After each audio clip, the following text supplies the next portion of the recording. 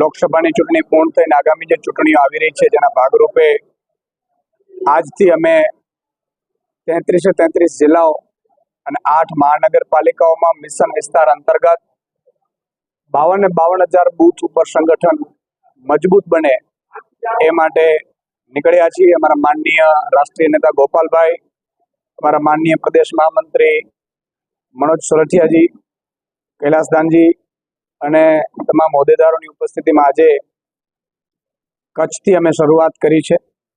કચ્છોડો 12 માસ એ અંતર્ગત આજે અમે સંગઠન મિશન વિસ્તારમાં આજે કચ્છથી શરૂ થશે અને એ 3 તબક્કાઓમાં તમામ જિલ્લાઓમાં અમારા પદાધિકારીઓ છે, હોદ્દેદારો છે, આગામી ચૂંટણીઓ છે, ચૂંટણીઓને લઈને રિવ્યુ થશે, કામગીરીના રિવ્યુ કરીશું અને સાથે સાથે જરૂરી ફેરફારો કરી અને મજબૂત સંગઠન વધારે બને।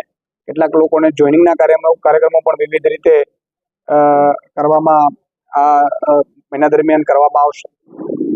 અને બીજું કે જ્યારે કચ્છમાં આવીએ છીએ ત્યારે હંમેશા પીડા એ થાય છે કે કચ્છ ખનીજથી ભરપૂર કચ્છ છે।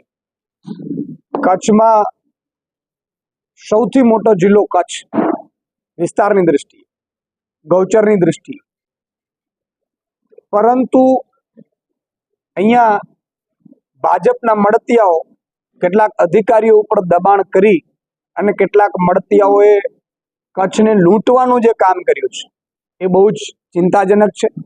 આજે કેટલાક આંકડા અમે તપાસી રહ્યા હતા। ગૌચર સૌથી વધુ કચ્છમાં છે અને સૌથી વધુ કચ્છમાં ગૌચર ઉદ્યોગપતિઓ અથવા તો ઉદ્યોગપતિઓના મળતિયાઓ તો વિવિધ કંપનીઓને ફાળવવામાં આવે છે। સામાન્ય રીતે ગૌચર ફાળવી નથી શકાતું, પરંતુ ભાજપના મળતિયા વર્ષોથી કાંઈક એમની સત્તા આવવાની જે ખબર છે એવા વહેમમાં 30 વર્ષથી લૂંટવાનું ચાલુ રાખ્યું છે। અધિકારીઓને ધમકાવે એટલે અધિકારીઓ ગૌચરની જમીન ખરાબાની બતાવી અને જમીન આપી દે છે। વિધાનસભાના આંકડા પ્રમાણે 5 કરોડ ચોરસ મીટર જમીન ગૌચરની એ કોઈના કોઈ રીતે ઉદ્યોગપતિ અથવા તો મળતિયાઓને અથવા કંપનીઓને ગૌચરની આપવામાં આવી છે, જેમાં 1,98,00,000 ચોરસ મીટર માત્ર ને માત્ર કચ્છવાસીઓની ગૌચરની જમીનો પધરાવી દેવામાં આવી છે। અને તમે જોતા હશો હમણાં જ કાઠડા ગામમાં ગૌચરની જમીનને લઈને વિવાદ, હાઈકોર્ટે કહેવું પડ્યું કે ભાઈ ઉદ્યોગપતિની દલાલી કરવાની જરૂર નથી।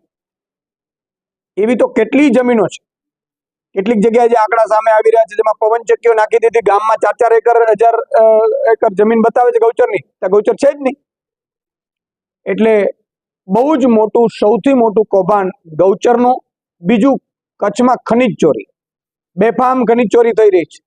મળતિયાઓ અને એના ભાજપના આગેવાનો જે મિલીભગતથી ખનીજ ચોરી કરી રહ્યા છે। અને ત્રીજું, મીઠાનું કૌભાંડ પણ કચ્છમાં હવે ફૂલ્યું ફાલ્યું છે। આપને આશ્ચર્ય થશે કે અગરિયાઓ માટે 5 કે 10 એકર જમીન આપવાની સરકાર પાસે છે નહીં જમીન।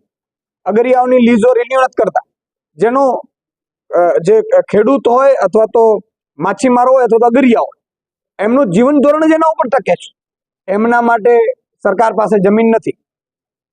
પરંતુ કેટલાક ઉદ્યોગપતિઓને, કેટલાક ભાજપના નેતાઓના મળતિયાઓને 50 એકર 1,000 એકર જમીન મીઠાની આપી દીધી છે।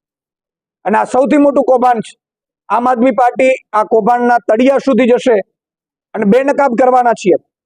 તમને આશ્ચર્ય થશે કે 1 ટન દીઠ 500 રૂપિયાનો નેટ પ્રોફિટ અત્યારે મીઠામાં બોલાવાઈ રહ્યો છે।